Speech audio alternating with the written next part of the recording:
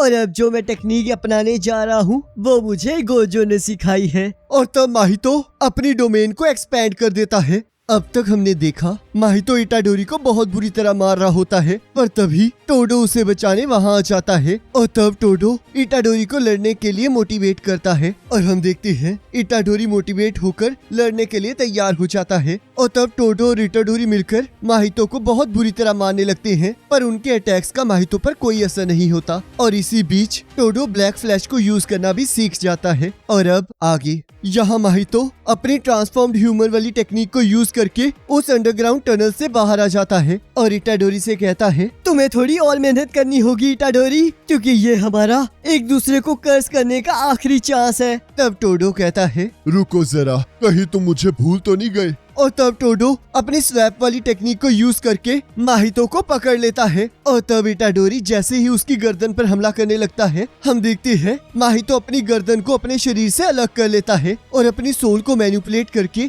अपनी बॉडी में चेंजेस कर लेता है और तब वो इटाडोरी और टोडो के साथ लड़ना स्टार्ट कर देता है। और तब हम देखते हैं उसके गले में से उसका पूरा शरीर दोबारा से उग जाता है और यहाँ हम देखते हैं इटाडोरी और टोडो उसके पुराने शरीर के साथ लड़ रहे होते हैं और तब माहितो सोल मल्टीप्लिसिटी टेक्निक को यूज करने लगता है और तब हमें इस टेक्निक के बारे में बताया जाता है, जिसके अकॉर्डिंग इसमें उन सभी सोल्स को इकट्ठा किया जाता है जो कि अकेले कोई काम नहीं कर सकती थी और तब उन सभी को मिलाकर एक नई बॉडी बनाई जाती है और तब माहितो उस बॉडी को इटाडोरी और टोडो की तरफ छोड़ देता है और यहाँ इटाडोरी और टोडो अभी भी माहितो की पुरानी बॉडी के साथ लड़ रहे होते हैं और तभी टोडो अचानक से अपनी और उस नई बॉडी की लोकेशन को स्वैप कर देता है और तब टोडो सोचता है, जैसे कि ये मुझे और मेरे भाई दोनों को रोक सकता है, तो इसका मतलब माहितो की बॉडी जो हमारे साथ लड़ रही है वो उसकी ताकत का सिर्फ 80% हिस्सा है और बाकी का 20% उसकी ओरिजिनल बॉडी में है, जिसका मतलब उसकी ओरिजिनल बॉडी इस टाइम कमजोर है। और तब टोडो माहितो की फेक बॉडी को माहितो की ओरिजिनल बॉडी से स्वैप कर देता है और तब इटाडोरी उसके साथ लड़ना स्टार्ट कर देता है और यहाँ टोडो न्यू ट्रांसफॉर्म्ड ह्यूमन के साथ लड़ने लगता है और सोचता है, मैंने सुना है कि ये ट्रांसफॉर्म्ड ह्यूमंस ग्रेड 2 या फिर ग्रेड 3 के होते हैं, तो इसलिए मुझे इसे जल्दी ही खत्म करना होगा। और तभी हम देखते हैं वो ट्रांसफॉर्म्ड ह्यूमन टोडो को एक जोरदार पंच मारता है, जिसे देखकर इटाडोरी और टोडो दोनों शॉक हो जाते हैं और तब माहितो इटाडोरी को मुक्का मारते हुए कहता है, क्या तुम लोगों ने सच में मुझे अंडर एस्टिमेट किया?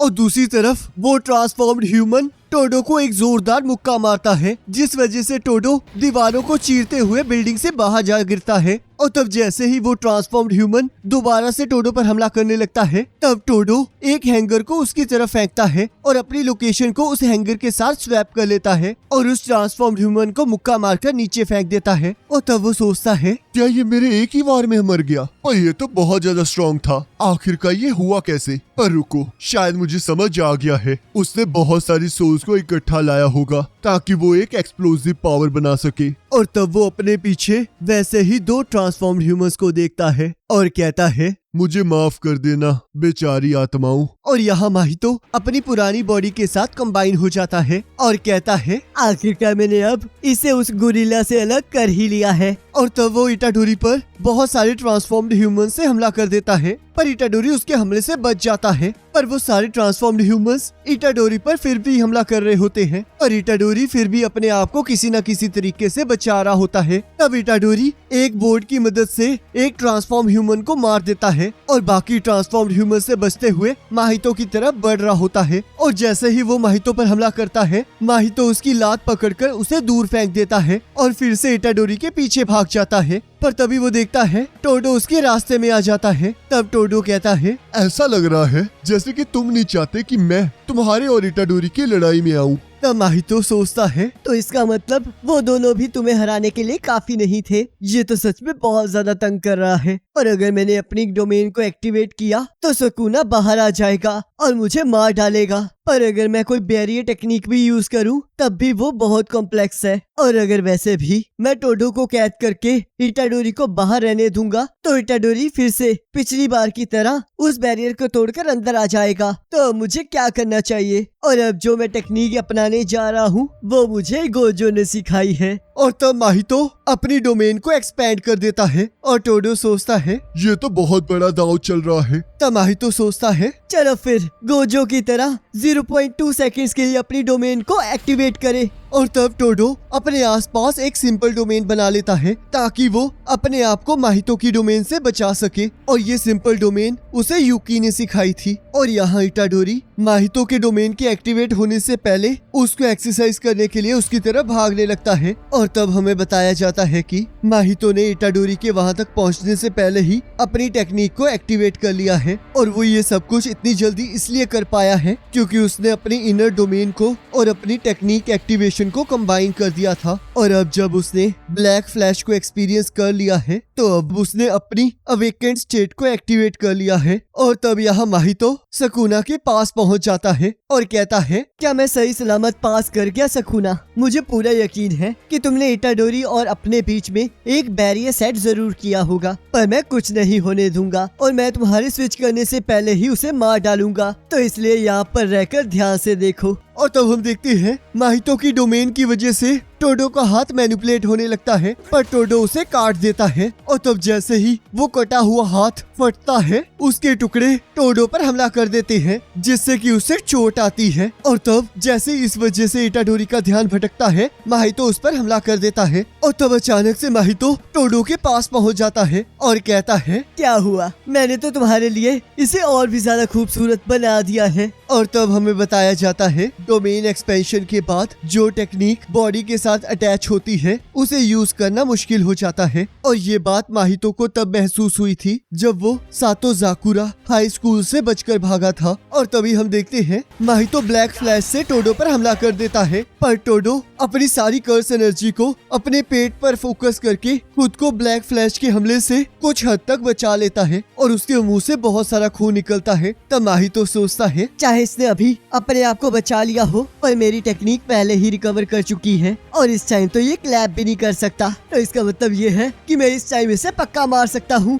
और वो टोडो की तरफ बढ़ने लगता है। और तभी हम देखते हैं टोडो का लॉकेट टूटकर नीचे गिर जाता है और उसके अंदर इटाडोरी और टकाडा की फोटो होती है, जिसे देखकर माहितो हैरान हो जाता है। और तब वहाँ टकाडा का सॉन्ग प्ले होने लगता है और तब टोडो टकाडा को याद करने लगता है जिसमें वो टकाडा के साथ मिलकर माहितो को मार रहा होता है। और तब हम देखते हैं जैसे ही असलियत में माहितो टोडो के पास पहुँचता है और तभी टोडो माहितो के हाथ पर ताली मारता है, जिससे इटाडोरी और टोडो अपनी अपनी जगह को स्वैप कर लेते हैं। और तब इटाडोरी माहितो पर ब्लैक फ्लैश से हमला कर देता है और उसे दूर फेंक देता है। तब टोडो अपने हाथ को देखकर कहता है, आखिरकार आखिरी में उसने मुझे छू ही लिया। और ये तो चमत्कार है कि मुझे बस ये थोड़ी सी इंजरी ही हुई है। और बेहोश हो जाता है। तब इटाडोरी सोचता है, अब आगे का मुझ पर छोड़ दो टोडो, और मेरी मदद करने के लिए शुक्रिया। तब माहितो सोचता है, इस बार तो इस ब्लैक फ्लैश ने मुझ पर डायरेक्टली हमला किया है। आखिरकार ये गोरिल्ला आखिरी तक मुझे परेशान करता ही रहा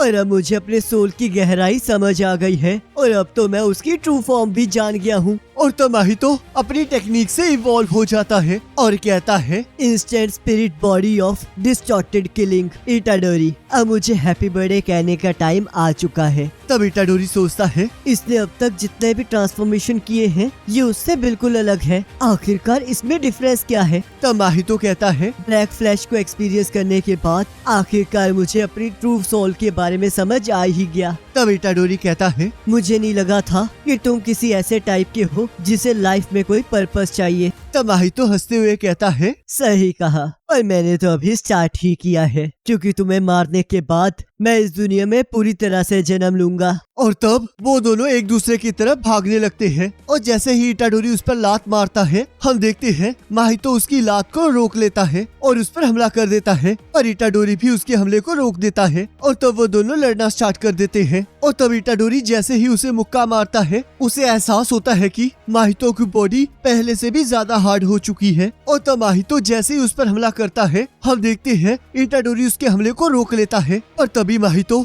अपने हाथ के पीछे बने ब्लेड से इटाडोरी पर हमला कर देता है, जिससे इटाडोरी जख्मी हो जाता है। और तब वो दोनों अपनी पूरी ताकत के साथ एक दूसरे के साथ लड़ना स्टार्ट कर देते हैं, पर हम देखते हैं इटाडोरी के मुक्के उस पर कोई असर नहीं कर रहे होते और बार बार माहितो इटाडोरी को चोट पहुंचा रहा होता है। तब इटाडोरी सोचता है एक स्पिरिट के तौर पर ये अपनी पुरानी ट्रांसफॉर्मेशन से बिल्कुल अलग बन चुका है। और तब माहितो इटाडोरी पर हमला करके उसे पीछे धकेल देता है और उसके मुंह को पकड़कर जमीन में दे मारता है, जिससे कि जमीन में बहुत बड़ा गड्ढा हो जाता है और वो दोनों सीधा गटर में जा गिरते हैं। तब इटाडोरी सोचता है अब इसे हराने के लिए मुझे अपने ब्लैक फ्लैश को अपनी पूरी कर्स एनर्जी से एक्टिवेट करना होगा और फिर हमला करना होगा, और यही एक एकलौता रास्ता बचा है। और तभी इटाडोरी देखता है कि उसकी एक लात काम नहीं कर रही होती। और तब माहितो जैसे ही सीधा इटाडोरी की तरफ बढ़ने लगता है, हम देखते हैं अचानक से उसके मुंह से खून निकल आता है और वो कहता है जिस ब्लैक फ्लैश को तुमने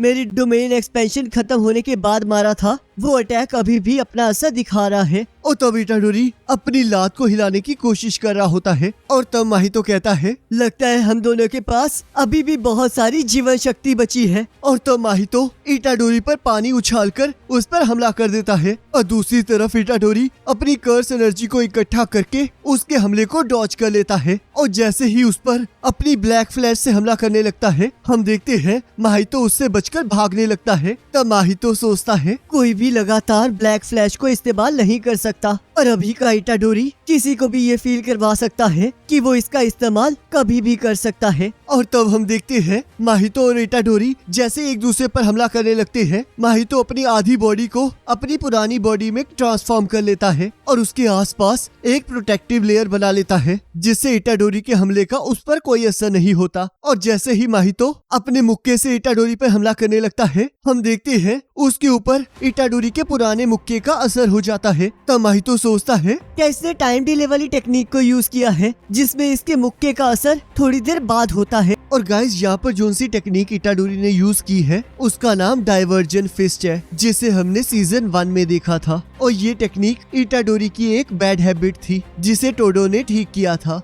और तब इटाडोरी फिर से अपनी कर्स एनर्जी को अपने मुक्के में इकट्ठा कर लेता है। तब टोडो कहता है कर्स स्पिरिट, यहाँ पर कुछ ऐसा है जिसके बारे में तुम नहीं जानते हो। रिस्ट तो सिर्फ डेकोरेशन के लिए है, असली क्लैप तो सोल के थ्रू होती है। और तब टोडो अपने दोनों हाथों को इकट्ठे जोड़ता है। तब हम देखते हैं उसका कोई असर नहीं होता है। तब टोडो कहता है लगता है मेरी टेक्निक खत्म हो चुकी है। और तब माहितो टोडो की वजह से डिस्ट्रैक्ट हो जाता है और इटाडोरी ब्लैक फ्लैश से माहितो पर हमला कर देता है और माहितो उड़ते हुए बहुत दूर जा गिरता है और उसकी बॉडी भी पहले जैसी हो जाती है। तब माहितो कहता है अब ये खत्म नहीं हुआ है। और तभी उसे एहसास होता है कि उसके सारे ट्रांसफॉर्म्ड ह्यूमंस खत्म हो चुके हैं। तब इटाडोरी कहता है मैं मानता हूँ माहितो कि हम दोनों सेम हैं। मैं हमेशा से यही मानना चाहता था कि तुमने जो कहा था वो सच नहीं है, पर अब की बात डिफरेंट है, क्योंकि अब मैं तुम्हें मारना चाहता हूँ। और अगर तुम इसके बाद भी एक नई कर्स बन के दोबारा से आए तो मैं तुम्हें फिर से मार डालूंगा, और इसके लिए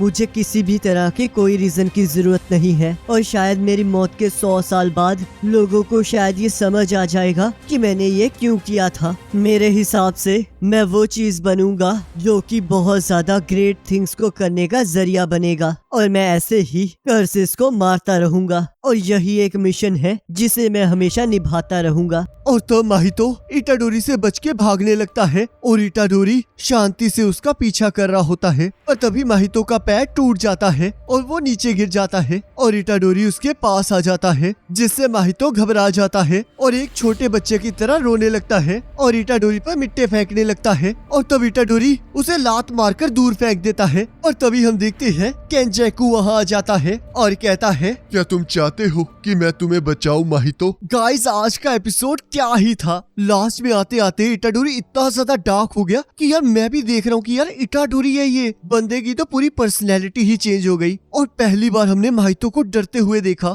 वैसे तो कहा जाता है कि इटाडोरी जुजुत्सु काइसन का मेन कैरेक्टर तो है, पर उसे बहुत ज्यादा इग्नोर किया गया है। पर गाइस, आज की जो सा एपिसोड है, इसे देखने के बाद मुझे बिल्कुल नहीं लग रहा ऐसा। आज तो मैंने इटाडोरी का बिल्कुल अलग ही रूप देखा है। और एक चीज मैं सोच रहा हूँ कि इतने इंटेंस मूवमेंट में टकाडा का गाना लगाने की क्या जरूरत थी। मापा कभी भी अपनी हरकतों से सुधर नहीं सकता। और अब तो केंजेकू की भी एंट्री हो चुकी है। अब तो ये देखना और भी ज्यादा इंटरेस्टिंग हो जाएगा कि आगे क्या होगा, जिसके बारे में हमें नेक्स्ट एपिसोड में पता लगेगा, जिसका लिंक आपकी स्क्रीन पर आ रहा होगा। आप उस पर क्लिक करके अगले एपिसोड को देख सकते हो।